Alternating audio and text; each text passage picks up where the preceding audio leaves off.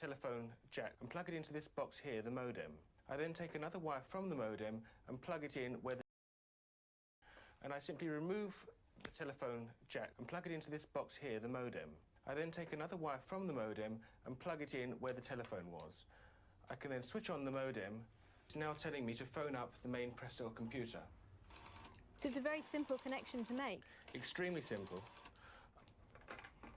I'm now waiting for the computer to answer me.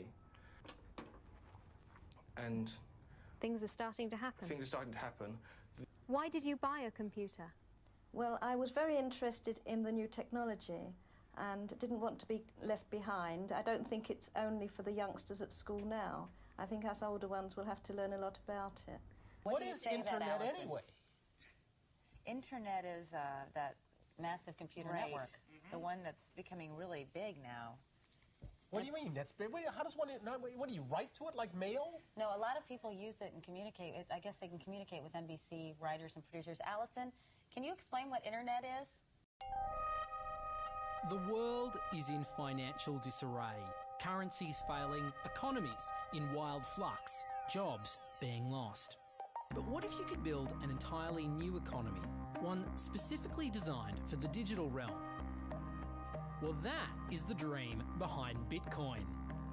Bitcoin, for those of you who don't know, is an electronic online currency that was created in 2009. It was made by someone who did it under the pseudonym Satoshi Nakamoto. Like any economy, you don't want too much too fast because then the value of your currency drops, or so slow that your economy grounds to a halt. It's designed to be a self-stabilising economy. Whether it actually is that way, though, well, that is a little bit more complicated. Because some people have said, hey, Bitcoin is the answer to those problems. Are you a believer?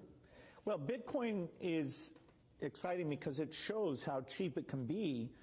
Bitcoin is better than currency in that you don't have to be physically in the same place. And, of course, for large transactions, currency can get pretty inconvenient. And what is Bitcoin? Bitcoin is a currency on the internet. I sent 100 euros worth of Bitcoin from here in Tokyo directly to you guys through this camera, through the network, through the TV, right into your home. If I had tried to do that, send you the money with a traditional bank, it would have taken several days and probably cost 30 euros. I just did it right now with Bitcoin instantly, basically for free, and didn't have to ask anybody for permission. I didn't need a bank, I didn't need a government, I didn't need anybody. I just needed myself and you and our smartphones to do it. That's the power of Bitcoin. Wall Street is fraud, America is fraud, the world is fraud, banks are fraud, central banks are fraud. We live in an era of fraud. It's all based on fraud, and they get a percentage of the fraud. That's the business model. To suggest that there is any moral or ethical aspect to anything that's going on now is to be completely naive about the fact that we live in an era dominated by financial terrorists, jihadis of banking. They're here to kill you and themselves. They believe in an ideology, not the Quran, but Adam Smith, that they completely misread and interpret as something to justify their blowing themselves up. Janet Yellen's a terrorist! Mario Draghi's a terrorist! The Central Bank of Japan is a terrorist! These are the real terrorists! Funds received. This community is switching to what they think is a better monetary system. A system in which banks are no longer needed because payments could be made directly from one person to another.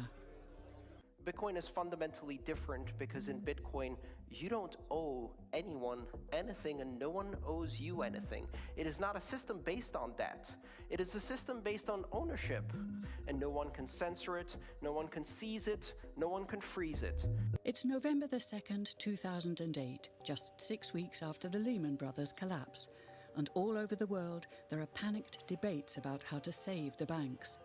Then, on a little visited web forum for cryptographers, a document appears in which a completely new monetary system is proposed. The visionary author calls himself Satoshi Nakamoto. These were the darkest days of the financial crisis.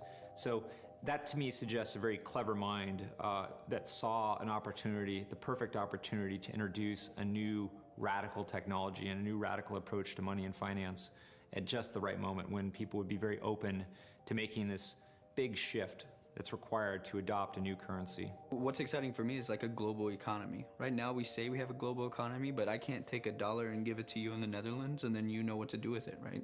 You would have to go and change it to your native currency.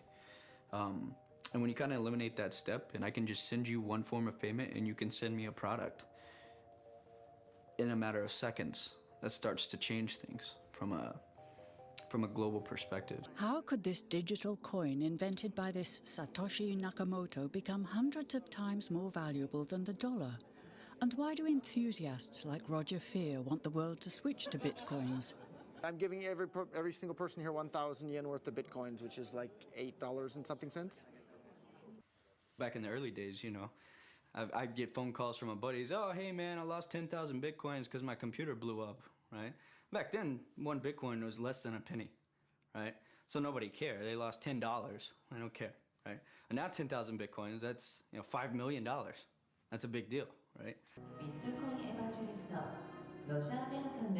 I think a lot of people are underestimating the way in which Bitcoin and the blockchain are going to change the power structures in society in general. I mean, I grew up in the US and I see all these people like, yeah, nuke everybody in the Middle East and kill them all. And then they have the former Secretary of State Madeleine Albright on 60 Minutes, one of the most popular news shows in the US. And they asked her, they said, like, there's reports that more than 500,000 Iraqi children have died as a direct result of US sanctions.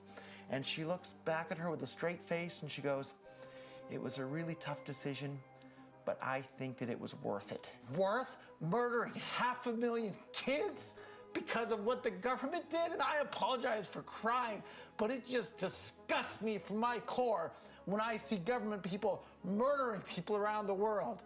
It's not just theoretical. These are real people with real lives. And it's real people, and Bitcoin has the power to undermine everything they're doing to people around the world. And I'm sorry for shouting, but it just disgusts me what these people in government do. And they do it through central banking and through the control of the money supply, and Bitcoin takes that away from them.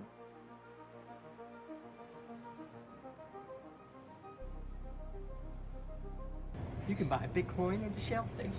Check it out. Good. Got $2. Hit finish. Oh. $2 Bitcoin. Just like that. From this machine. I just turned cash into digital currency. So thinking that it's too late to get involved in Bitcoin is like thinking it's too late to get involved with the internet or too late to get involved with using a cell phone. Like, it's not too late to get involved in Bitcoin. If Bitcoin becomes really popular all over the world, Bitcoins are going to have to be worth at least tens of thousands of dollars a Bitcoin, if not hundreds of thousands of dollars per Bitcoin. So thinking it's too late to get involved with Bitcoin is like thinking it's too late to get involved with using the internet. Of course not. Like, it's ubiquitous in our lives, and Bitcoin's going to become ubiquitous in our lives as well.